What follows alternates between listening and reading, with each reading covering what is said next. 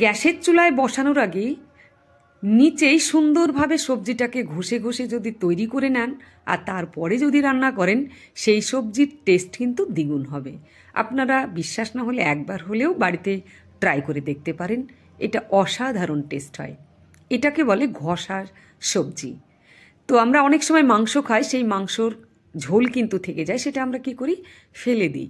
আর সেই ঝোলটা যদি আমরা ফেলে না দিয়ে তৈরি করি সবজি, তাহলে কিন্তু সেটা দারুণ হয়। তো আমি কিছুটা গ্রেভি এখানে ছিল নিয়ে নিয়েছি, মাংসের গ্রেভি, আর এর মধ্যে একে একে সবজি দিয়ে দিচ্ছি। প্রথমে বেগুন দিয়ে দিলাম, আর এর উপর দিয়ে এখন দিয়ে দেব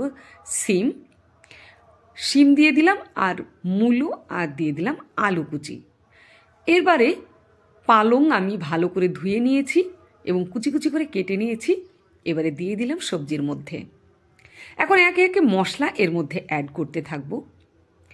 এরপরে দিয়ে দেব আমি টমেটো কুচি, আর তারপরে দিয়ে দেব চেরা লঙ্কা, বেশ কটা চেরা লঙ্কা এখানে দিয়ে দিলাম পেঁয়াজ কুচি, আর দিয়ে দেব রসুন। এবারে আমি দিয়ে দেব কিছুটা মশলা বাটা, আদা রসুন পেঁয়াজ একসঙ্গে করে বেটে নিয়েছি, দিয়ে দিলাম তার মধ্যে। তার সঙ্গে কাঁচা লঙ্কা বাটাও একটু আছে, আর দিয়ে দিলাম জিরে গুঁড়ো, দিয়ে দিলাম স্বাদ মতো লবণ, আর দিয়ে দিলাম একটু সর্ষে পাউডার।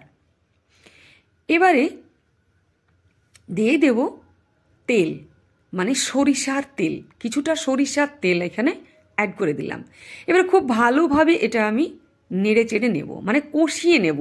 এটা কিন্তু গ্যাসের চুলায় দেওয়ার আগে খুব সুন্দরভাবে ঘষে ঘষে তৈরি করে নিতে হবে, মানে নিচেই যাকে বলে কষানো। খুব ভালোভাবে কিছুটা কষিয়ে নেওয়ার পরে এবারে দিয়ে দিলাম হলুদ গুঁড়ো। আবারও খুব ভালোভাবে এটাকে নাড়াচাড়া করে নেব। নাড়াচাড়া করে নেওয়ার পরে আমি কিন্তু এদিকে গরম জল বসিয়ে দিয়েছি।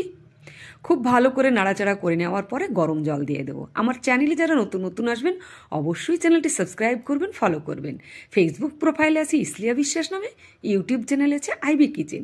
যে যেখান থেকে দেখবেন অবশ্যই ভিডিওটি শেয়ার করবেন।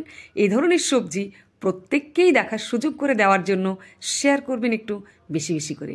অবশ্যই কমেন্টস করে জানাবেন রেসিপিটি আপনাদের কেমন লেগেছে, আর অবশ্যই একটি লাইক করবেন, লাইক করলে ভালো লাগে। এবারে গরম জল আমি দিয়ে দিলাম সবজির মধ্যে। আবারও খুব ভালোভাবে এটা নেড়েচেড়ে নেব। নেড়েচেড়ে নিয়ে আমি গ্যাসের চুলাতে বসিয়ে দেব। আমি কিছুটা সময় নাড়াচাড়া করে একটুখানি আমি কিন্তু রেখে দিয়েছিলাম, তারপরে এটাকে গ্যাসের চুলায় বসিয়ে দিলাম। এবারে গ্যাসের চুলায় বসিয়ে দিয়ে আমি এটাকে ঢেকে দেব। ঢেকে দিয়ে একটু হাই ফ্লেমে আমি এটাকে চালিয়ে রাখবো কিছুক্ষণ, আর তারপরে এটা লো ফ্লেমে দেব। দেখুন খুব সুন্দরভাবে ফুটে গেছে, আর এর যে কালারটা অসাধারণ এসে গেছে। এখনই দেখে মনে হচ্ছে রান্নাটা হয়ে গেছে, বাট এখনও আস্তে আস্তে এটাকে রান্না করতে হবে।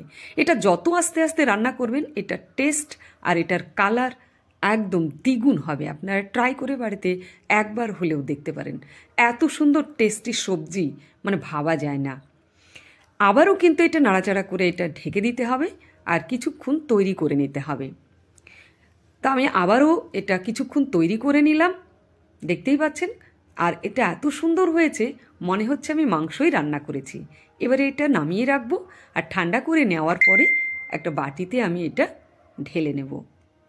দেখুন কত সুন্দর হয়েছে সবজিটা। সকলে ভালো থাকবেন, সুস্থ থাকবেন। অন্য কোনো রেসিপি নিয়ে আবার আপনাদের সামনে হাজির হব।